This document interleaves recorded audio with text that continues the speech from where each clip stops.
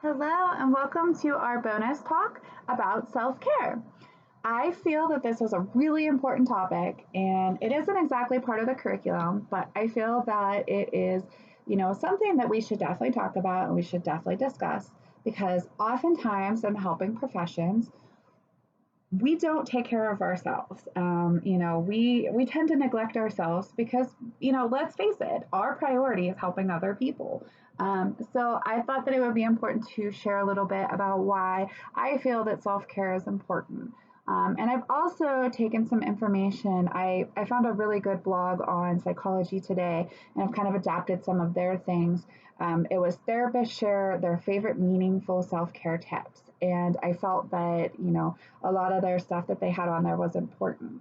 So, um, why is self care important? Let's start with that. So, why am I even making this bonus talk for you?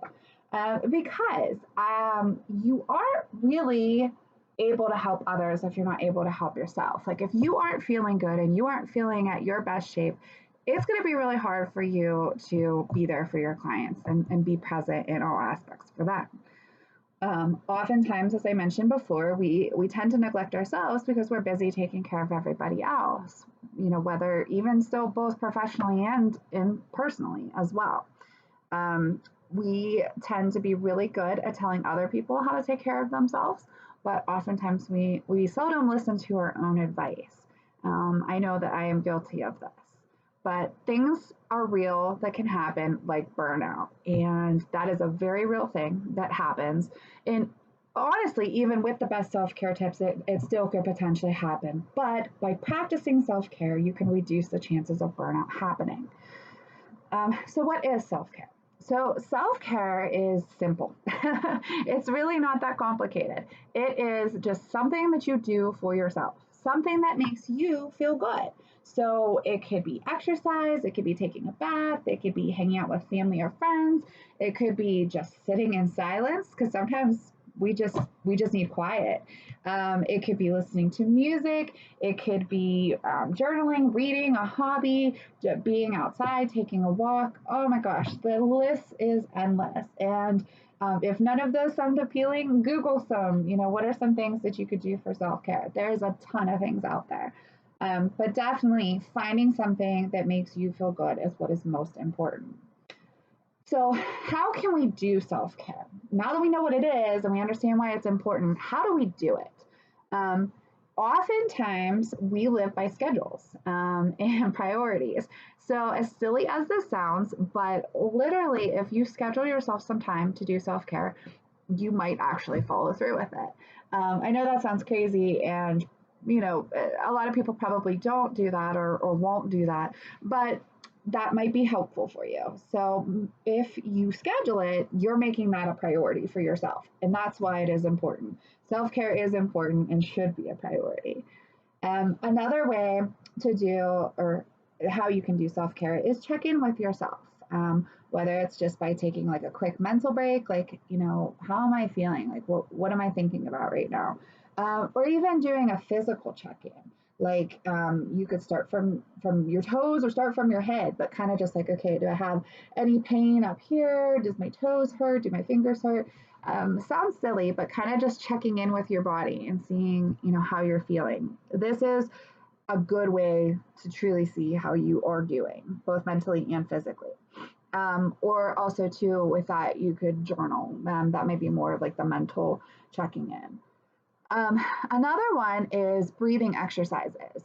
I know that I tell a lot of my clients about breathing exercises. And what is so great about breathing exercises is you can do it absolutely anywhere, and chances are no one's even going to know what you're doing. So, really, like, even if you're in the middle, like you're feeling overwhelmed or you're stressed, you could just stop and do it. Or, you could just catch yourself, taking a walk and practicing these breathing exercises.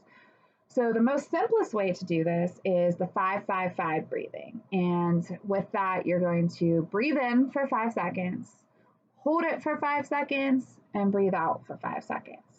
That is it, guys. It is that simple. So that is something that can be really helpful both for stressful situations and also to reduce stressful situations if you practice it regularly.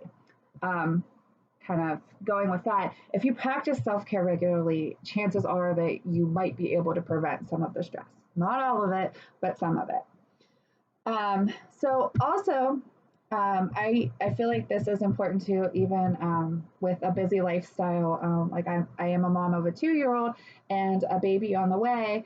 And sometimes just finding time is really hard to do. And I love to exercise, but I don't always find the time to exercise. I know some of that is me making excuses, and some of that is really just being busy in general. But I feel that this one is really, really, really, it really applies to me, and I hope it applies to you as well. Look for opportunities during your day to fit something in. Um, it doesn't have to be a long period of time, but any way that you can fit a small portion of this in is fantastic, and you will see results from it. So look for opportunities in your day to squeeze in self care. It could be if you commute to work, it could be on your commute to and from work, whether you're sitting in traffic, maybe you call a friend or a family member, or maybe even listen to a podcast or listen to your favorite music if you want to. Um, if a client doesn't show on your schedule, before you go headfirst into paperwork, because I know that's what we tend to do sometimes when people don't show for us, take five. Take five to just sit there, relax, stretch, whatever you want to do. That would be a good thing to do. And then you can go into your paperwork.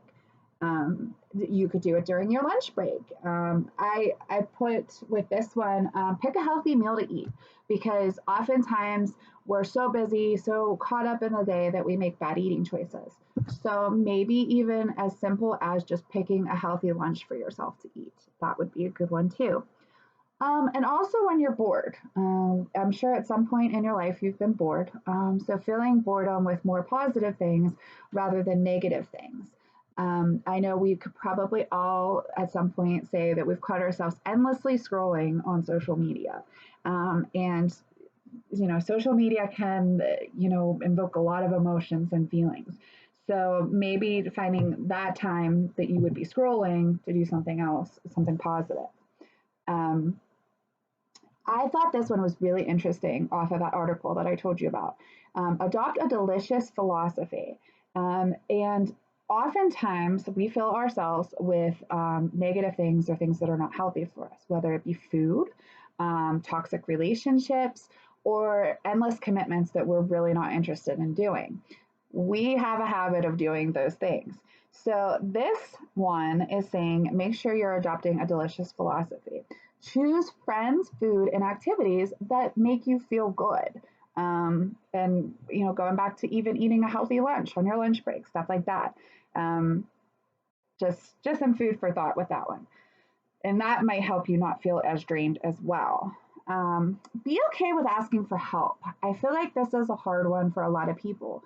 We are to others helpers, and I know personally I see myself as a helper. So when I need help, I'm like, well, I should be able to do this myself.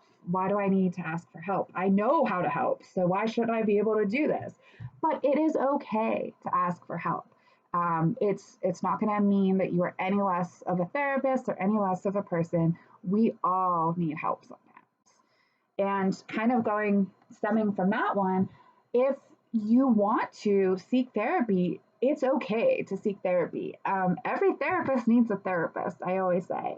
It doesn't hurt to have somebody that can be, there, who's not going to judge you, no biases, not friends, not family, who's already involved in your situation.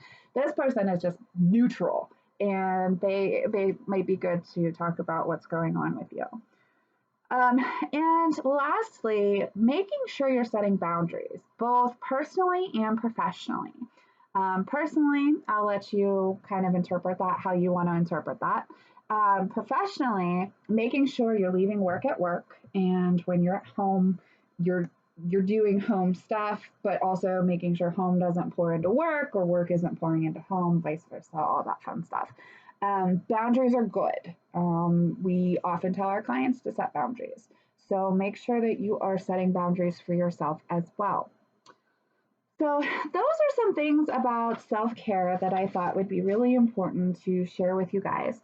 And I also am going to upload a document for a self care assessment. If you are interested in doing the checklist, please feel free to do so. There's no, right or wrong answer. Honestly, this assessment is just there to kind of help you think about some things and think about, are you doing self care? Like, because you might think, oh, I already do self care, but these questions might help you think about some other areas that maybe you didn't realize that you're doing or not doing in your life. So I hope that you find that helpful. If you have any questions on self care or anything like that, please feel free to reach out to me. But like I said, primarily just want to convey the message that self care is important. We have to love ourselves before we can love others. That is it. All right, guys. Thank you so much for watching.